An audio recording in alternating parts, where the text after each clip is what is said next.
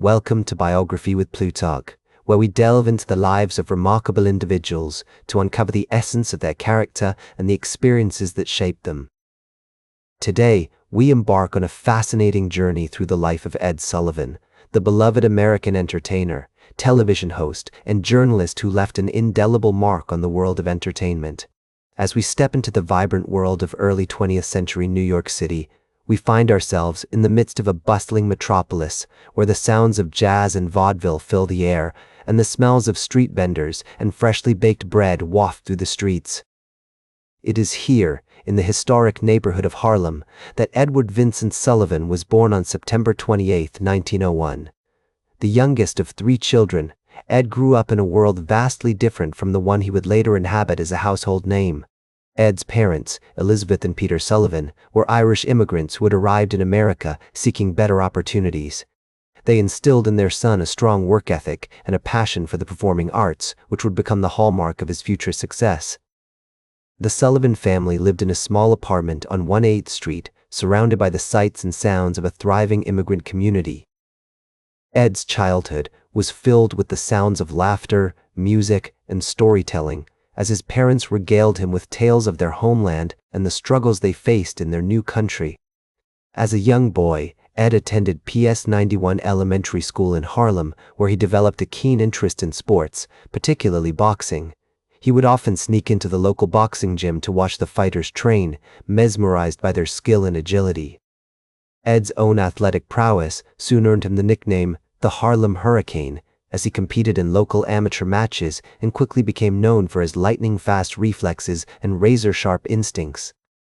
This early exposure to competition and performance would later serve him well in his career as a television host, where he would effortlessly charm audiences with his quick wit and charismatic stage presence. The Sullivan family's move to Port Chester, New York, when Ed was a teenager, marked a significant turning point in his life. It was there that he began to develop his writing skills, penning articles for the local newspaper, the Port Chester Daily Item. This experience not only honed his writing abilities, but also gave him a unique perspective on the world of entertainment, which he would later leverage as a journalist and television host. Ed's articles often focused on sports and local events, showcasing his ability to tell compelling stories and capture the essence of the human experience. The early 1920s saw Ed Sullivan attending the Virginia Military Institute, where he was exposed to a more disciplined and structured environment.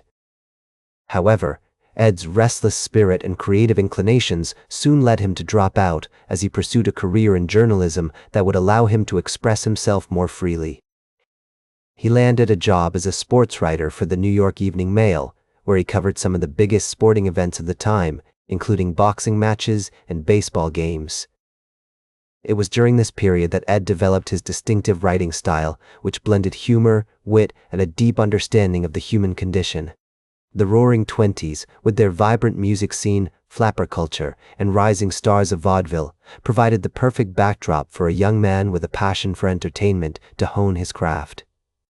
Ed's early influences, from the jazz clubs of Harlem to the boxing rings of New York City, would later inform his approach to television, where he would bring together diverse talents and create a unique platform for performers to showcase their skills.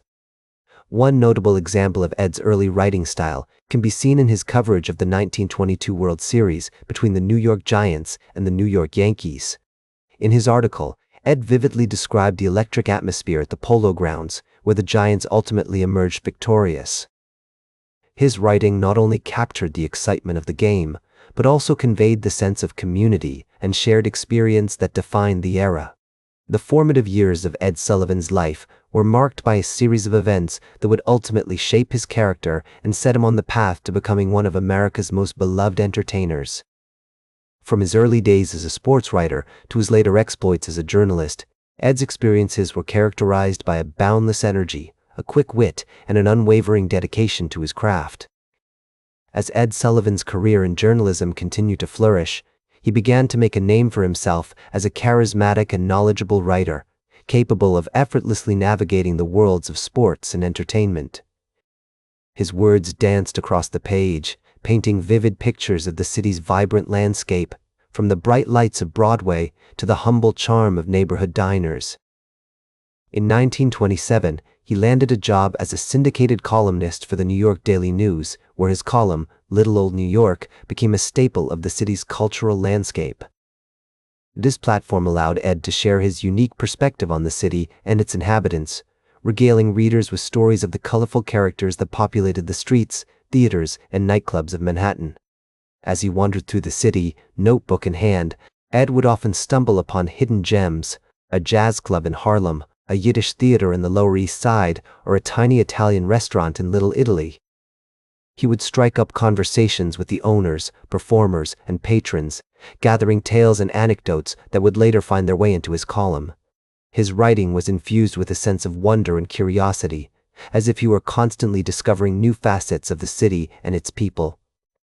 The readers of Little Old New York adored Ed's stories, which transported them to the very heart of Manhattan, where the sounds, smells, and flavors of the city came alive. One of the most significant events in Ed Sullivan's life occurred on June 12, 1933, when he married Sylvia Weinstein, a beautiful and charming woman who would become his partner in both life and career. The couple met while Ed was working as a columnist, and their whirlwind romance culminated in a lavish wedding ceremony at the iconic Plaza Hotel. As they exchanged vows, surrounded by friends, family, and the cream of New York society, Ed couldn't help but feel a sense of pride and joy. This union would prove to be a lasting and fruitful one, with Sylvia serving as Ed's confidant, advisor, and closest friend throughout his illustrious career. Sylvia was more than just a supportive partner. She was also a shrewd businesswoman who helped Ed navigate the complexities of the entertainment industry. Together, they formed a formidable team, with Sylvia handling the finances and logistics while Ed focused on the creative aspects of his work. Their partnership was built on mutual respect, trust, and a deep affection for each other. As Ed's star continued to rise, Sylvia remained his rock, offering guidance and encouragement whenever he needed it. The 1930s saw Ed Sullivan's star continue to rise as he began to make appearances on radio and stage, showcasing his quick wit and easy charm to audiences across the country. In 1939, he landed a role as the Master of Ceremonies for the prestigious New York World's Fair, where he introduced performances by some of the era's most renowned entertainers, including Benny Goodman and his orchestra. This experience not only honed Ed's skills as a host and MC, but also provided him with a unique opportunity to rub shoulders with the cream of American show business. As Ed took the stage at the World's Fair, he was awestruck by the sheer scale and spectacle of the event. The crowds were enormous, the energy electric, and the performers top-notch. He reveled in the opportunity to meet and greet the likes of Goodman, Artie Shaw, and Billie Holiday, learning from them and absorbing their stories and experiences. These encounters would later influence his own approach to entertainment, as he sought to bring a similar sense of excitement and wonder to his own shows. The 1940s were a pivotal time for Ed Sullivan, as he began to transition from print journalism to the burgeoning world of television. In 1948, he launched his own TV show, Toast of the Town, which would later become known as The Ed Sullivan Show. This groundbreaking program, which debuted on June 20, 1948, featured a diverse array of acts, including musicians, comedians, dancers, and actors, all carefully curated by Ed to showcase the very best of American entertainment. Over the course of its remarkable 23-year run, The Ed Sullivan Show would become an institution, launching the careers of countless performers and providing a weekly showcase for the greatest talents of the era. As Ed sat in his office, brainstorming ideas for the show, he would often think back to his days as a columnist, remembering the colorful characters and stories that had filled his pages. He wanted to bring that same sense of wonder and excitement to television, to create a show that would appeal to audiences from all walks of life. With Sylvia by his side, Ed worked tirelessly to craft a program that was both entertaining and eclectic, featuring a mix of established stars and up-and-coming talent. On September 9, 1956, Ed Sullivan's show played host to a young Elvis Presley, who performed his hit single, Don't Be Cruel, to a stunned and delighted audience. This appearance marked a major milestone in the history of popular music, as it introduced the charismatic and talented Presley to a national audience, cementing his status as a rising star. Ed's enthusiasm for the young performer was evident as he exclaimed, "I'd never seen anything like it," a sentiment that would be echoed by millions of viewers across the country. As Elvis took the stage, Ed couldn't help but feel a sense of pride and excitement. He had always been drawn to talented newcomers, and Presley was no exception. The young singer's energy, charisma, and raw talent were undeniable, and Ed knew that he had stumbled upon something special. As the audience erupted into applause, Ed grinned from ear to ear, knowing that he had played a small part in launching the career of a future legend. Throughout the 1950s and 1960s, The Ed Sullivan Show continued to push the boundaries of entertainment, featuring a wide range of acts, from rock and roll pioneers like Chuck Berry and Little Richard to comedy legends like Jackie Gleason and Lucille Ball. Ed's show was a cultural touchstone, a reflection of the changing times and tastes of America. As he looked out at the sea of faces in the audience, Ed knew that he had created something truly special, a program that brought people together, sparked conversations, and left a lasting impact on the world of entertainment. As the years went by, Ed Sullivan's show continued to thrive, featuring an incredible array of talent that mesmerized audiences and left them eagerly anticipating each new episode. The curtains of the Ed Sullivan Theater would open to reveal a dazzling spectacle of music, dance, comedy, and drama, with performers like the Beatles, Ella Fitzgerald, and Bob Dylan taking center stage. However, behind the scenes, Sullivan was facing significant challenges that threatened to undermine his life's work. His health was declining, and he was struggling with the physical demands of hosting a weekly show, while also dealing with the emotional toll of losing close friends and colleagues. Moreover, the rise of other variety shows, such as The Carol Burnett Show and The Tonight Show, posed a significant threat to his program's ratings and relevance. Despite these obstacles, Sullivan remained dedicated to his craft, always seeking out new and exciting acts to showcase on his program. He spent countless hours scouting talent, attending performances, and meeting with agents and managers to discover the next big thing. His passion for discovering new talent was contagious, and it inspired his team to work tirelessly to find the best performers for each episode. One of Sullivan's most notable later contributions was his support for emerging artists, particularly those from diverse backgrounds. He provided a platform for performers like Harry Belafonte, who credits Sullivan with helping to launch his career. As Belafonte once said, Ed Sullivan was one of the first people in television to recognize the importance of featuring African American talent on his show.